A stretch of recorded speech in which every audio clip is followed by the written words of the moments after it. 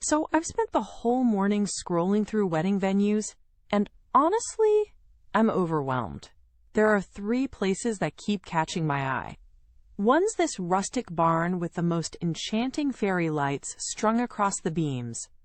It looks like something straight out of a storybook. Then there's this absolutely breathtaking seaside terrace with panoramic views of the ocean, where the sunset would make for incredible photos. And the last option is a grand hotel ballroom, very elegant and classy, but it feels a little more traditional and maybe less us. I can't stop flipping between them. Each has its own charm, but choosing feels impossible right now. All right. So I'm guessing each of these places comes with a wildly different price tag, right? I mean, the seaside terrace sounds like a dream, but I can almost hear my wallet crying already. It's probably the kind of place where even a glass of water costs a small fortune, and the barn might be a bit more reasonable, but, well, you know how I feel about rustic weddings, especially in July. Sweating through my suit jacket while everyone else looks like they're enjoying a cool breeze? Not exactly my idea of fun. And then there's the hotel ballroom, which is probably the most comfortable option. Air conditioning, guaranteed shelter if the weather goes sideways. But it also feels like the sort of place where weddings start to look indistinguishable from each other. Hold on. Before you dismiss anything, let's take a moment to think about the vibe you both want for the big day. Are you imagining something romantic and cozy, where it feels like your closest friends and family are gathered in an intimate setting? Or maybe something more glamorous and formal? Because the venue really sets the tone for everything else. The decor, the dress code, even the music. Honestly, the seaside terrace sounds dreamy with that ocean backdrop, but if the weather decides to rain on your parade, that could be a disaster. The barn gives that rustic, warm feeling that's really in right now, and the hotel ballroom can be decked out to look stunning if you're into a more classic style. I think what I'm really leaning toward is something romantic and warm, like a place with soft lighting, lots of flowers, and where everyone feels included, like they're at this cozy family celebration rather than a huge formal event. The barn fits that vision perfectly. I can picture us walking down the aisle surrounded by twinkling fairy lights, the smell of fresh flowers in the air, and just this relaxed, joyful atmosphere. But then, there's the practical side of things, and that's where Daniel's worries come in. I get it, though. The barn might be beautiful, but it could get seriously hot, and not everyone enjoys sweating through a tuxedo or a dress. Exactly. I mean, I want the day to be perfect for you, Sophie, but I also want it to be comfortable for me and our guests. The City Hotel is convenient because everyone can get there easily. No long drives or confusion. Plus, it's air-conditioned, so no one ends up miserable from the heat. And if it rains, we're covered, literally. The last thing I want is to see your beautiful dress soaked, or guests scrambling for umbrellas. But then again, I see what you mean about the barn's charm. It just feels so much more personal and different from the typical hotel wedding. You know, both of you have some really great points. Daniel, your focus on convenience and comfort is important, especially for guests who might not be used to traveling far or dealing with unpredictable weather. But Sophie, your heart is set on that intimate, romantic vibe, and honestly, that's what makes a wedding memorable. I think if you pick the barn, you can plan smartly, like renting fans or setting up shade areas and maybe arranging transport for guests who might struggle with the drive. And if the weather does turn bad, you can have a backup indoor option or a tent. It's a little more effort, but it could be totally worth it. That does sound reasonable, especially if we organize transportation and make sure guests are comfortable. But the other big question is budget. I ran some rough numbers yesterday, and the barn venue plus all the extras, catering, rentals, decor, starts to add up pretty fast. The hotel has package deals that include a lot of the essentials, which makes the budgeting more predictable. The seaside terrace, though gorgeous, seems like it would push us way beyond what we originally planned. I'm aware, and believe me, I'm not trying to get us into trouble financially, but sometimes I worry that if we go for the safe option, the wedding might feel a little generic, something we look back on and say, it was nice, but not, it was magical. I want the day to reflect us, to feel unique and full of personality. That's why the barn or terrace appeals so much. Plus, if we get creative, we can find ways to cut costs in other areas. DIY some decorations, maybe choose a more affordable caterer, or even pare down the guest list a bit. Speaking of guest lists, how are you feeling about that? Because trimming the list can be tough, but it's often the quickest way to keep costs under control. I know you want everyone you love there, but sometimes less is more, especially if it means you can spend more on making the day special for those who do come. Yeah, I think Sophie and I need to sit down soon and have that difficult conversation. I want to make sure we're not inviting out of obligation, but genuinely want the people there who matter most to us. I'm also worried about how to seat everyone without causing family drama. My parents have had their disagreements with some relatives, and Sophie's family has their own dynamics too. I'm already imagining the seating chart headaches. Oh, the seating chart. I dread it. I'm convinced it's going to be the source of at least 3 arguments before the wedding. But you know what? Maybe we should embrace the chaos and create a fun table where we put all the chatty, quirky personalities together. They can keep each other entertained, and the rest of us can have quieter conversations. That's actually a genius idea. And you can keep an eye on the fun table from the dance floor to make sure things don't get out of hand. Plus, it'll make for some memorable stories later. All right, I'm on board with that, as long as I don't end up at the fun table myself. I like to keep my dignity intact. Thank you very much. Deal. You'll have the dignified table and we'll hold down the chaos corner. But don't think you're off the hook. I expect you to visit. Now that we've got the venue and guest list ideas shaping up, what about music? I've been thinking, Sophie, you mentioned wanted a live band for some part of the night? Yes, I love the energy a live band brings, especially during the cocktail hour and the early dancing. I was picturing maybe a jazz trio for the beginning and then something livelier later on. But I'm open to suggestions because I know live bands can get pricey. Right, and my knee-jerk reaction is to say DJ, DJ, DJ.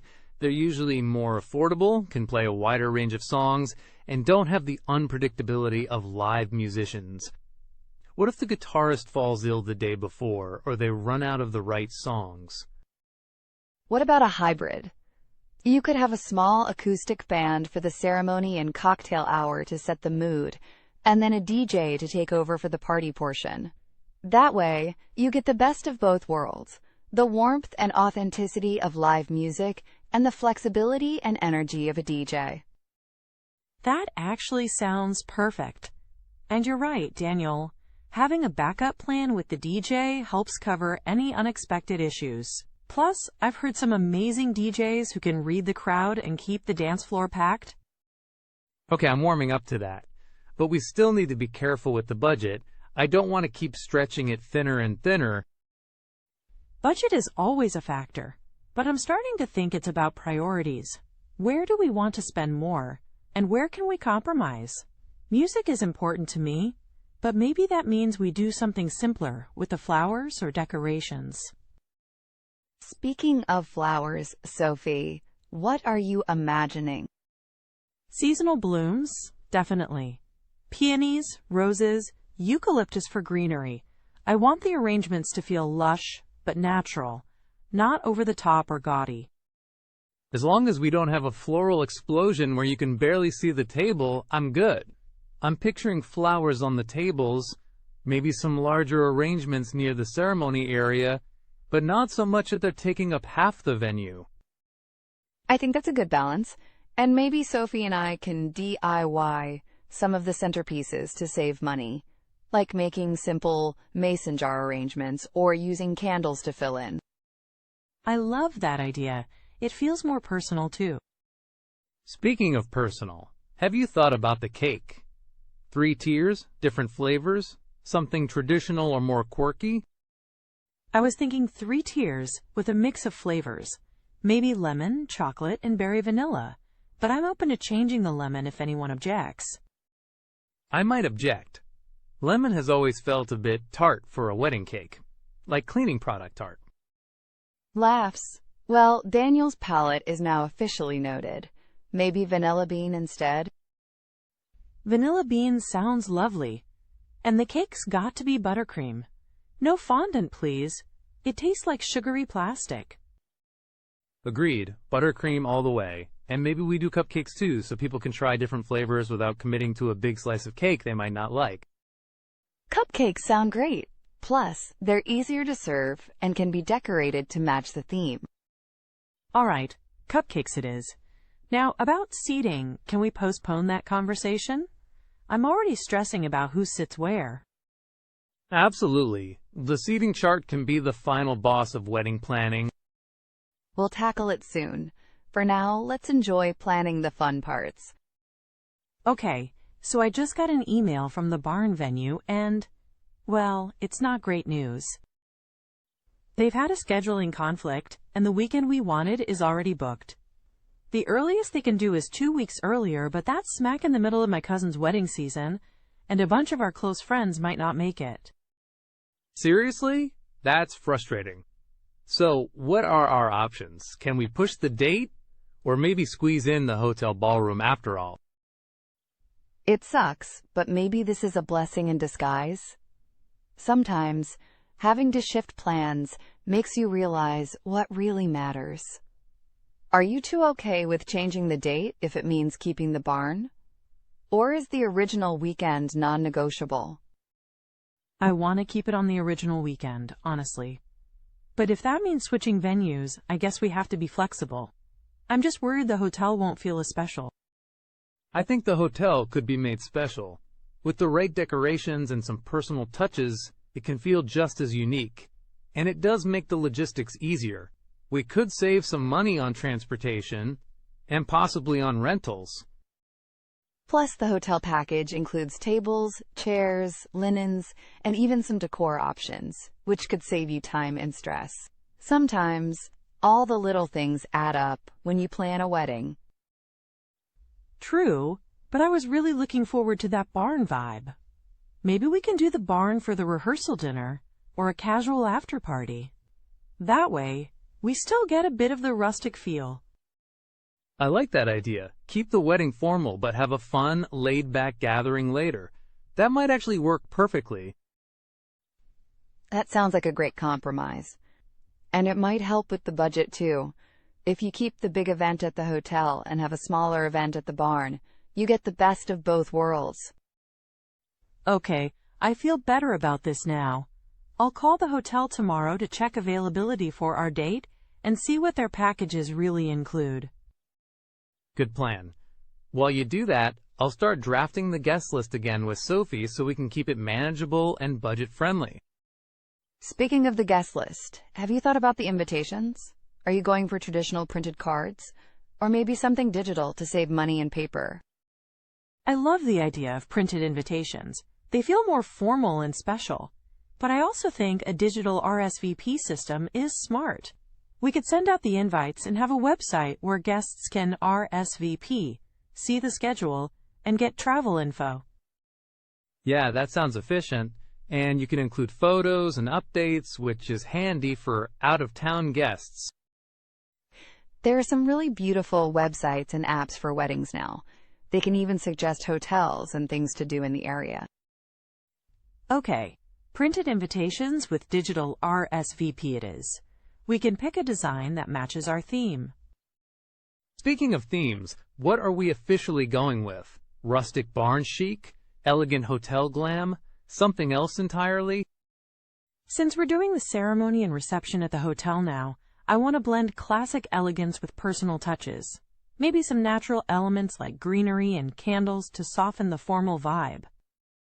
Yes, and maybe we can bring in some wooden accents and fairy lights to nod to the barn aesthetic. It could be a nice mix. I like that idea. It's not all or nothing. We can take bits we love from both. Exactly. I want our wedding to feel like a true reflection of us, not just a checklist of what weddings should be. Agreed. Now, what about food? Have you thought about the menu, buffet or plated dinner? I think a plated dinner feels more formal and elegant, but a buffet might be more relaxed and let guests choose what they want. I'm torn. I love the idea of a plated meal. Everyone gets served, and it feels special. But I also like the social aspect of a buffet, where people can mingle and pick at different dishes. Maybe a compromise? Start with past hors d'oeuvre and a plated main course, then have a dessert buffet with cupcakes and other treats. That sounds fantastic. It mixes formality with fun. Perfect. Now back to music. We need to nail down our first dance song. I've been trying to decide between something classic like At Last by Etta James or something more upbeat and personal. Honestly, I'd love something with a bit of a groove, not a slow ballad that leaves everyone wondering when to clap. Why not find a song that has meaningful lyrics but a tempo you both enjoy? Maybe a cover or a modern twist on a classic? I love that. We can ask the DJ if they have suggestions, or if the band can do a version. Good idea. I want the first dance to be memorable and fun, not just tradition for tradition's sake. Same here. This day is all about you two, so it should feel authentic. Speaking of authentic, have you thought about your vows? I feel like writing our own would make the ceremony more personal. I'm definitely up for writing my own vows. I want to say something meaningful, not just repeat some generic lines. That'll be beautiful. You should each write your vows separately and then share them privately beforehand if you want. It'll help calm nerves. Good idea. Now, one last thing. Transportation for guests. Since the hotel is downtown, I think most people can get there easily. But should we arrange shuttles from out-of-town hotels? I think that's smart. We don't want anyone getting lost or stressing about parking. Plus, shuttles add to the communal vibe. People get to chat and start celebrating early. All right. Looks like we have a plan forming. Venue. Hotel with barn for rehearsal dinner. Music. Acoustic set plus DJ. Food. Past apps. Plated main. Dessert buffet. Invitations. Printed with digital RSVP. Theme. Elegant with natural touches. Transportation. Shuttles for guests. Sounds like a wedding I can get excited about. Thanks, Emily, for helping us navigate this maze. Always! And Sophie, you're going to be a stunning bride no matter what. I can't wait to celebrate with you both. Thanks, you two. This might be stressful, but I'm so grateful we're doing it together. All right. So I went to my first dress appointment yesterday, and wow, it was so much more emotional than I expected. I tried on a few styles. Some were stunning, but just not me. And then I found this one dress that was simple, but had the most delicate lace details. I felt almost like myself for the first time that day. But then the seamstress pointed out that it would need a lot of alterations, and the price tag on those changes was, honestly, a bit scary. Oh no, that's so frustrating. Alterations can definitely sneak up on you. Did they explain what kind of changes it would need? Yeah, the bodice was a bit loose, and the length would have to be shortened. Not just hemmed, but actually taken up a lot. Plus, the sleeves need some tailoring. It's a lot more work than I thought. I left feeling a bit overwhelmed. I wanted the perfect dress, but now I'm stressing about how much the final cost will balloon. That sounds rough. But hey, it's a good sign you found something you really connected with, right? I'm sure the alterations are just part of the process. At least the dress can be made perfect for you. Exactly. And you've got plenty of time. Sometimes it helps to get a second opinion or even visit another salon just to compare options and prices. Don't feel like you have to say yes to the first dress you like. You're right. I'm planning to go back next week to try a few more. It's just hard not to feel a little discouraged. Plus, there's the whole thing of making sure it fits with the venue and the overall vibe. Honestly, Sophie, no matter what dress you pick, you'll look beautiful. I'm just happy you're finding things that feel like you. And remember, sometimes a dress looks amazing on the hanger but feels completely different on you, or vice versa. Trust yourself to know when it feels right. Switching gears a bit, we've got to finalize the rehearsal dinner guest list soon, and that's turning into a bit of a tug-of-war. I want it to be small and intimate, just immediate family and a few close friends. But Daniel's parents keep suggesting inviting more distant relatives, and honestly, that could double the size. Yeah, my parents are big on including extended family. They see it as a chance to gather everyone, since weddings are rare occasions for that. But I get where you're coming from. If it's too big, it won't feel like the chill, relaxed night we want. This is always the tricky part, balancing family expectations with your vision. Have you tried making a list of must-have versus nice-to-have guests? We did, but every time we cross someone off, there's an argument about whether they should be there or not.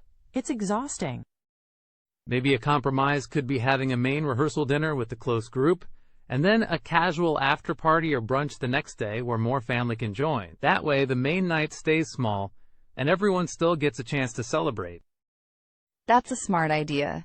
It keeps the main event manageable, but still honors the larger circle. Plus, the brunch or after party can be super relaxed.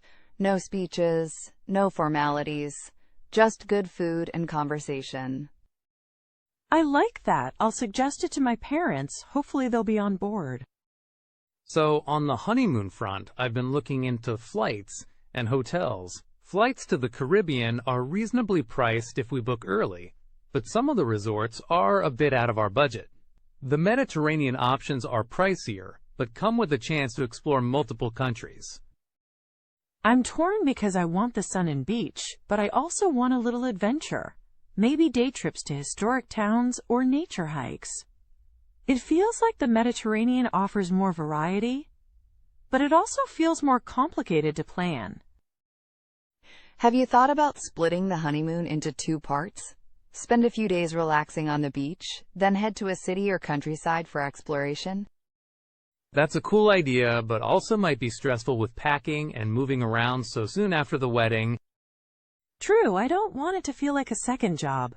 Maybe picking one destination with both beach and cultural experiences is better.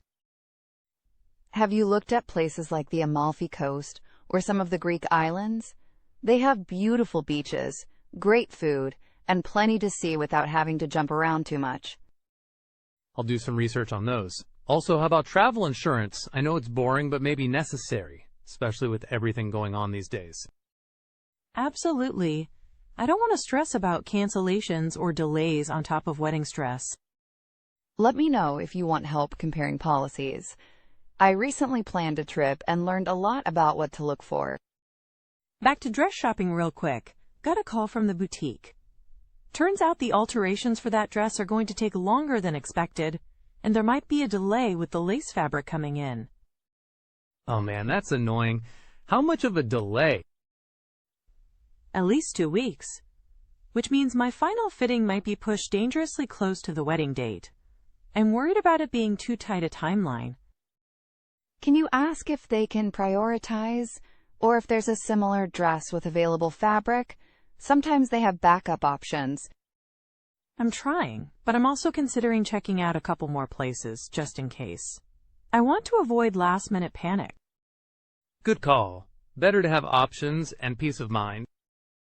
All right, it sounds like you both have a lot to juggle, but you're handling it with such grace. Just remember to take breaks and enjoy the process, even with all the hiccups. Thanks, Emily. I really appreciate your support and level-headedness through this crazy journey. Yeah, couldn't do this without you two. Here's to making it all come together one step at a time.